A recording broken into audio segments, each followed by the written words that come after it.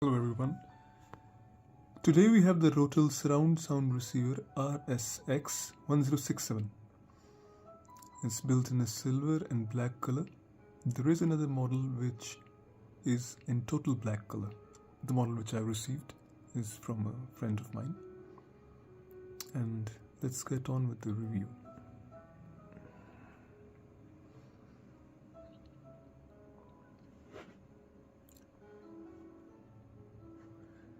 This looks very attractive and is really very well built. This is an all steel frame. We've got the massive, what appears to look like heat sinks. There's a front panel over here in the middle. There's a heat sink on the right side as well.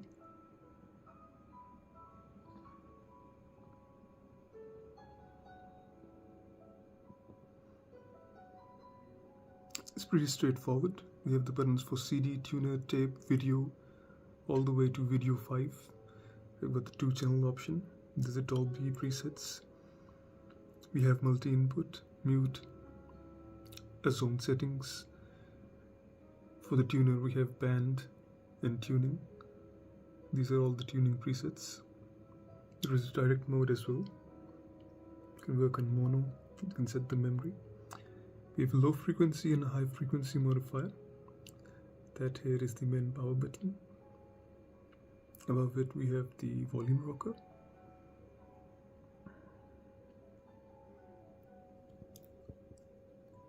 Now this amplifier only supports DTS and Dolby Digital, Pro Logic 2, etc. And HD CD is also supported, but there is no HDMI, which means that there is no support for the latest formats such as DTX, DTS:X or True HD. For that you'll need an HDMI amplifier, so this one is only DTS and Dolby. Although if you have a good source, I'll be using the NVIDIA Shield Pro, Android Pro, and that can convert some True HD sources to normal Dolby and the DTS HD into DTS, so it can work on this amplifier. There's a massive grill on the top from which you can see inside. It's really very well built and it's satisfyingly heavy. It's about 44 pounds.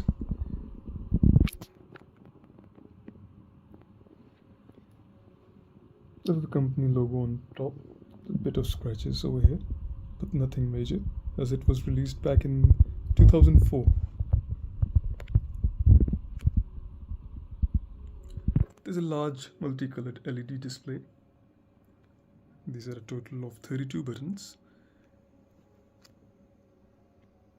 There's a purple LED which illuminates when the receiver is operating in standby mode. Right over here. Now the only thing which this amplifier doesn't have is the XLR jacks, which is not a big deal.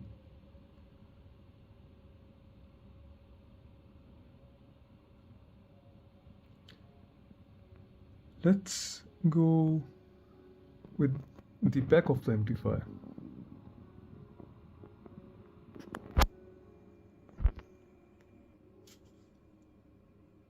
Here is the back side of the amplifier.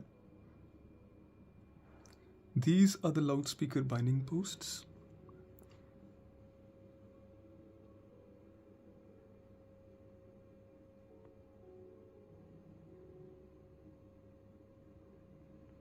We can see that the total capacity of this amplifier is around 990 watts. That accumulates for 100 watt per channel. This is a 7-channel amplifier.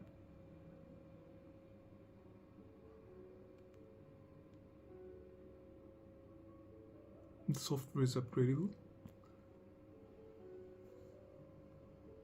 That is the main power button.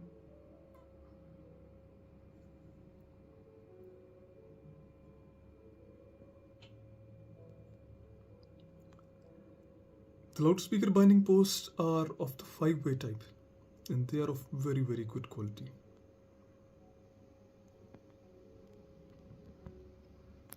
Over here is the antenna. We have the AM loop. We move along to the digital inputs. There's no shortage of inputs on this amplifier, as you can see. There's also a 12-volt signal output cable available for remote turn off or turn on of any other audio-video equipment suitably appointed. This unit comes in a rigid box, complete with a user manual, and there's a package of accessories, including a detachable power cord, an indoor FM antenna, and also an indoor AM antenna, and quite simply one of the best remotes I've ever seen. I'll head to the remote later on.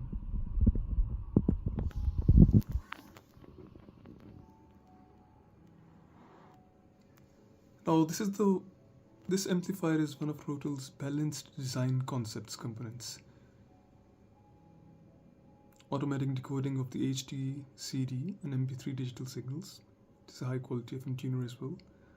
It will display your RDS broadcast information, which is the brief messages about the radio station and what you're listening to, the program.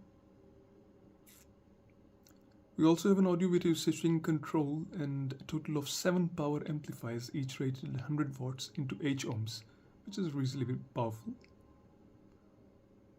We also have a second zone capability.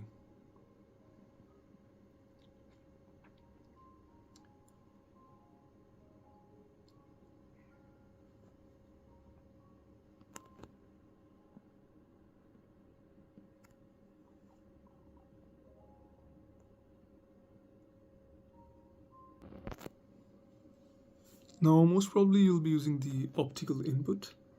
If you're using the optical input, let me mention that the decodable digital input signals are Dolby Digital EX, DTS, DTS ES, DTS 96, 24, LPCM up to 192 kHz, the HDCD, MP3, MPEG multi-channel.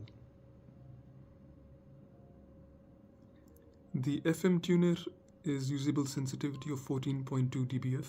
The SNR is around 17 dBF. The distortion is rated at 0.03%. Stereo separation is around 45 decibels. Output 11 is just 1 volt. Now the power consumption of this amplifier is maximum of a 990 watt. The idling power is 130 watt. Standby is 20 watt. Now, when it came out, the price was around $2,200. Let's have a closer look at the panel. We have your two optical inputs.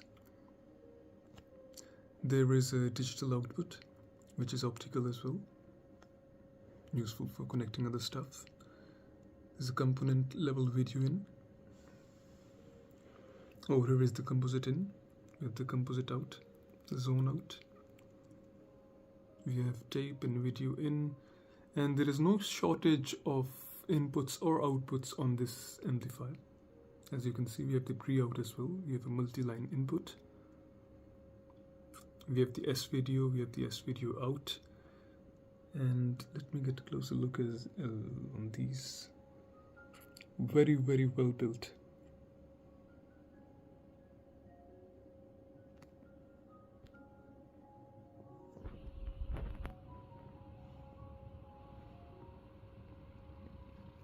Let's open the amplifier up.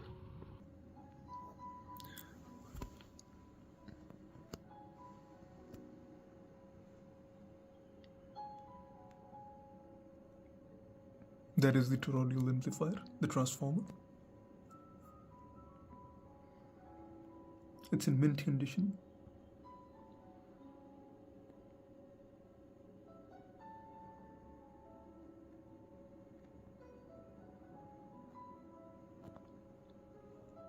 Massive heat sinks.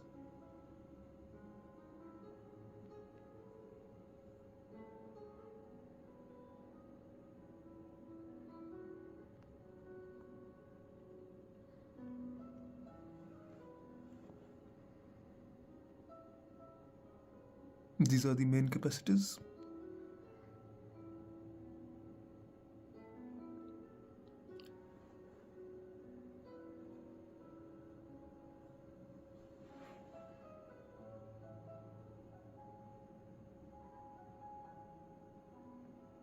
this amplifier, I don't think so it's been opened up ever before, because there's a lot of dust inside, which I cleaned out.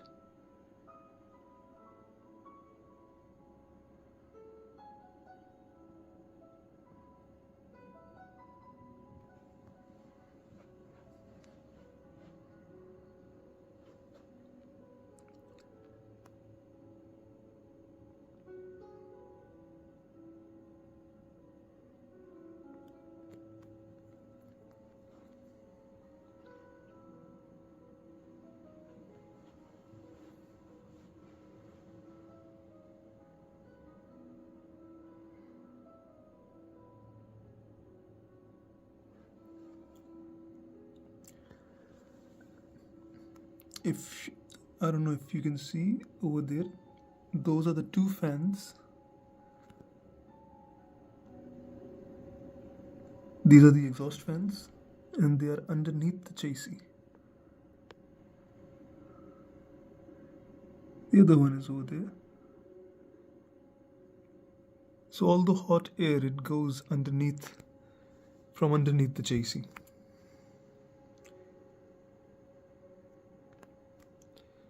There it is, the Rotel amplifier. And I must say it's built pretty solid, considering it was made back in 2002. And it's been almost 20 years. It's been working perfectly fine.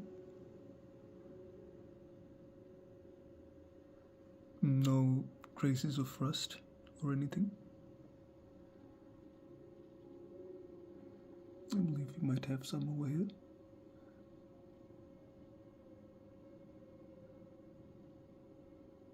Yep, there is one.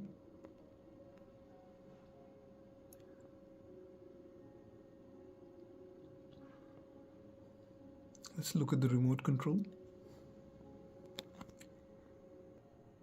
That is the remote control.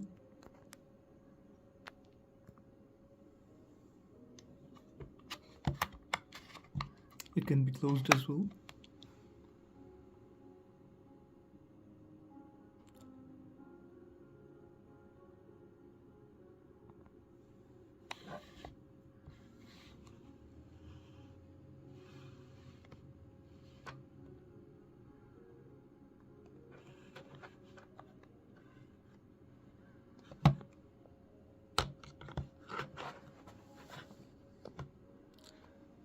They've left nothing out of it, I think. They've included almost everything.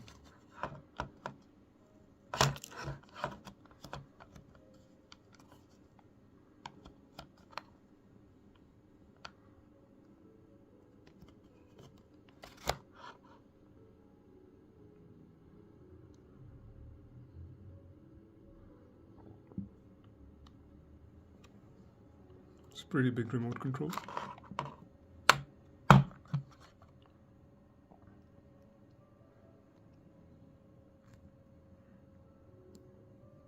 There it is.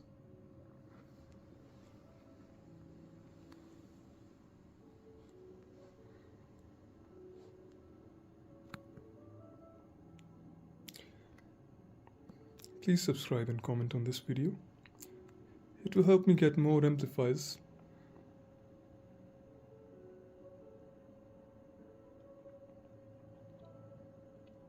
Thank you for your time. Have a good day.